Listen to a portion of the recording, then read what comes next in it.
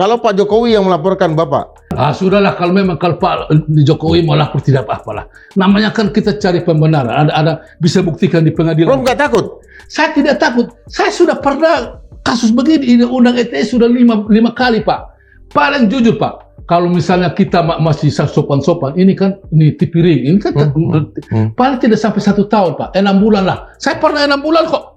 6 bulan itu. 2 bulan saya. 2 bulan. Ya. 2 bulan.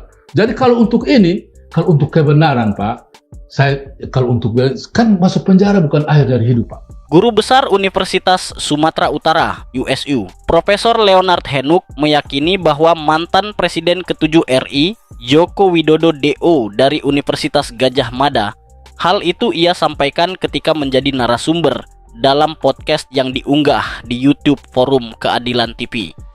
Sebagai akademisi, Yusuf menggunakan pendekatan berbasis akademik untuk mempertanyakan ijazah Jokowi.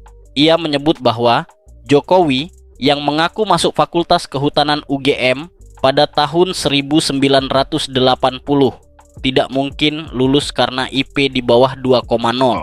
Menurut peraturan universitas saat itu, indeks prestasi di bawah 2,0 otomatis DO pada semester 4. Masuk tahun 80, kemudian saya tamat masuk ke Fakultas Peternakan Universitas Nusa Cendana di Kupang, 88. Fakultas Peternakan.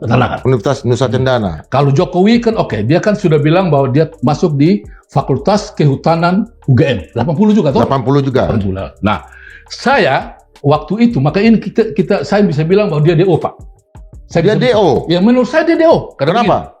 Karena begini, kami waktu kuliah tahun 80 itu kan dari pergeseran dari dari Desember ke Juni, Pak. Jadi kami masuk Juni kan. Itu sudah aturan tertulis di seluruh Indonesia bahwa IP di semester 4 itu ada penilaian, Pak. Semester 4 ada penilaian bahwa IP 2,5 ke atas berhak tulis skripsi. Oke. IP 2,5 ke sampai 2 berarti dia berhak tulis makalah.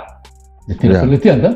Sedangkan IP di bawah 2,0 sesuai pengakuan Jokowi di Tempo 29 Juni 2013 dia DO, Pak.